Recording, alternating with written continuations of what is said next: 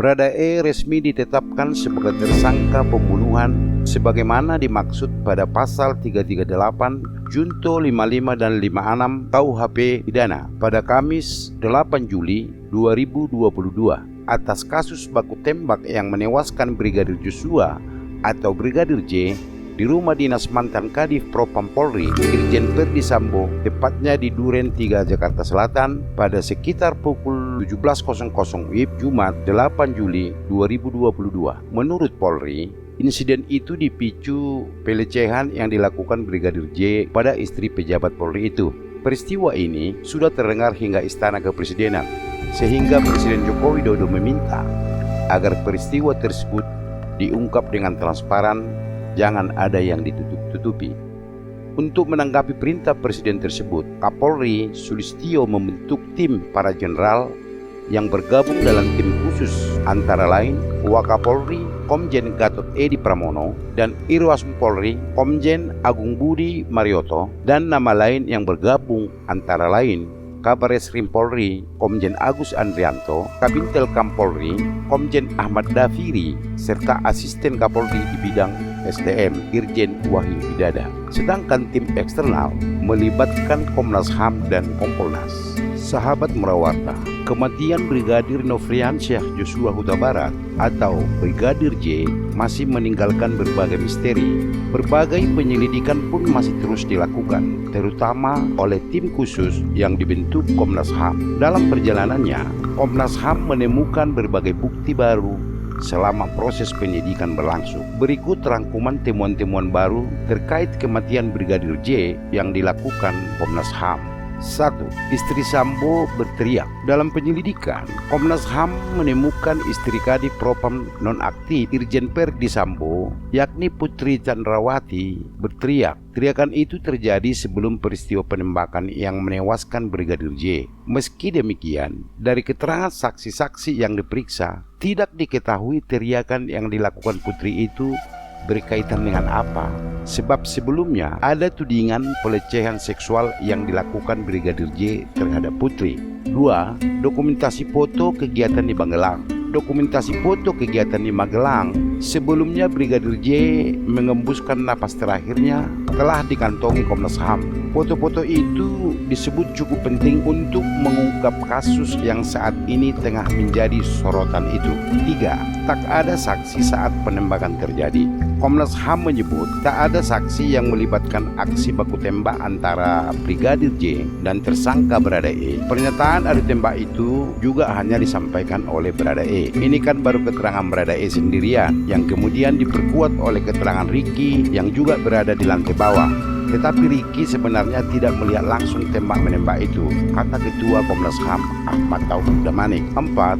Istri Sambo menangis terekam CCTV. Istri Irjen Verdi Sambo, Putri Chandrawati, disebut langsung pulang ke rumah pribadi dan menangis usai terjadi peristiwa penembakan Brigadir J di rumah dinasnya di Duren Kalibata, Jakarta Selatan. Hal itu diungkapkan oleh Taufik Damanik setelah memeriksa CCTV yang dipasang di rumah pribadi Sambo. Jarak antara rumah pribadi dan rumah dinas Sambo tidak jauh. 5. Pelecehan seksual belum tentu terjadi. Komnas HAM menyebutkan tudingan pelecehan seksual yang dilakukan Brigadir J terhadap istri Sambo justru belum tentu terjadi. Ini lantaran hingga saat ini belum ada saksi yang membenarkan terjadinya hal tersebut. 6. Keterangan polisi banyak yang tidak klop. Komnas HAM menyebutkan banyak hal yang tidak sesuai antara temuan pihaknya dengan kronologi yang diungkap polisi sebelumnya. Misalnya soal Brigadir J yang disebut menodongkan pistol ke Putri saat pelecehan seksual terjadi.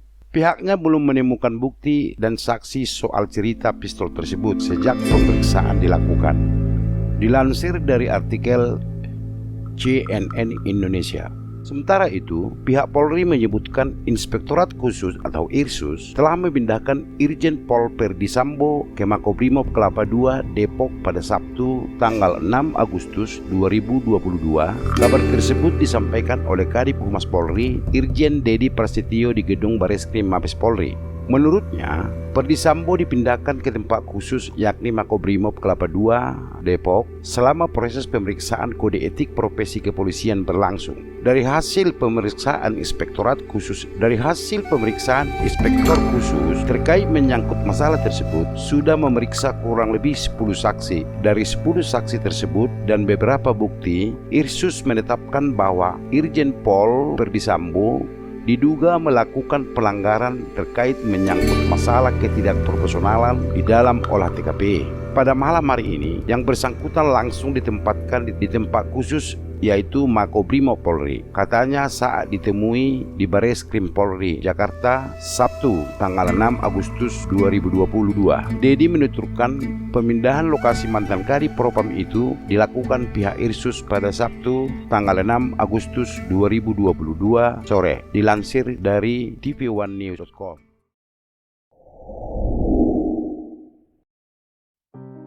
Sahabat Purwawarta, masih ingat dengan Roy Suryo yang menjadi sorotan publik karena stupa Candi Borobudur diedit jadi wajah Presiden Jokowi. Roy Suryo merupakan pakar telematika, juga mantan Menpora di era Presiden Susilo Bambang Yudhoyono.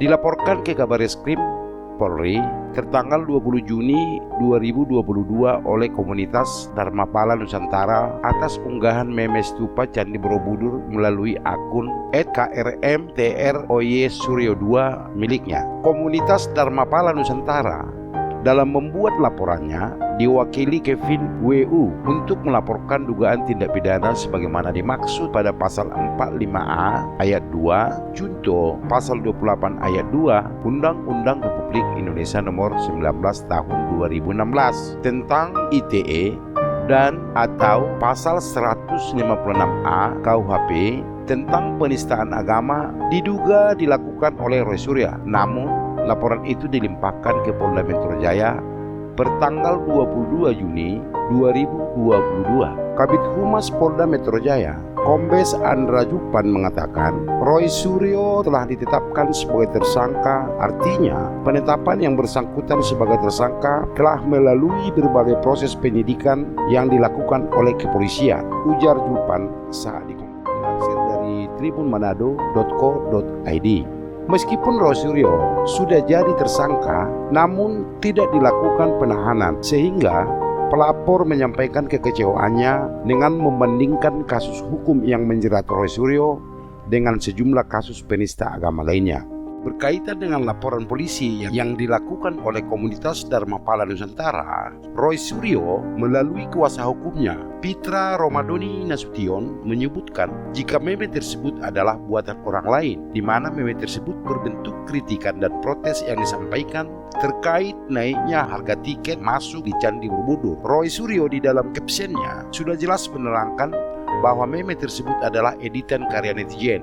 Jelas Pitra dalam keterangannya. Menurut dia, kliennya tersebut tidak sedikit pun memiliki niat untuk menghina golongan tertentu, melainkan kritikan terkait wacana kebijakan kenaikan harga tiket Candi Borobudur. Maka dengan ini, tim penasihat hukum berpandangan Roy Suryo tidak dapat diminta pertanggungjawaban pidana karena bukan pelaku. Jelasnya, Roy Suryo telah menghapus cuitannya tersebut usai memicu kegaduhan di media sosial. Roy juga telah minta maaf atas kegaduhan yang terjadi. Namun, proses hukum tetap berjalan. Sahabat Purwawarta, Roy Suryo mengaku sedang sakit ketika diperiksa sebagai tersangka di Polda Metro Jaya. Roy Suryo pertama kali diperiksa sebagai tersangka pada Jumat tanggal 22 Juli 2020. Roy Suryo keluar dari ruang pemeriksaan dengan bantuan kursi roda. Roy Suryo disebut drop hingga muntah-muntah dan sempat pingsan selama menjalani pemeriksaan, sehingga pulang dengan bantuan kursi roda. Kuasa hukum Roy Suryo lainnya, Elsa Syarif, mengatakan kondisi kliennya sedang ngedrop. Menurut Elsa Syarif, Roy Suryo belakangan ini tidak bisa tidur lantaran kepikiran statusnya sebagai tersangka, sehingga pemeriksaan malam itu di stop karena kondisi Roy Suryo yang drop. Sahabat Purwawarta, alasan penyidik tidak menahan Roy Suryo karena Roy Suryo dalam keadaan sakit. Namun, viral video Roy Suryo muncul di acara Klub Mercy. Dalam video tersebut, Roy Suryo terlihat sedang tertawa berbahak-bahak. Ia memakai polo shirt dengan logo Mercy-Benz di dada kirinya. Video tersebut menuai kritik sejumlah netizen. Ada yang menganggap apa yang dilakukan Roy Suryo merupakan bentuk pelecehan terhadap hukum. Bukan hanya postingannya yang mengandung kontroversi. Pengakuan dirinya sakit, namun kemudian muncul di acara klub Mercy juga mengundang kritikan. Acara komunitas Mercedes-Benz SL Club atau MBSL Indonesia itu dihadiri Roy Suryo pada Minggu tanggal 31 bulan Juni tahun 2022 di rest area kilometer 11 Tol Jagorawi. Kini, Roy Suryo telah ditahan untuk 20 hari ke depan di rutan Polda Metro Jaya. Roy Suryo dijerat pasal penistaan agama hingga ujaran kebencian karena postingannya tersebut. Dikutip dari Detik News.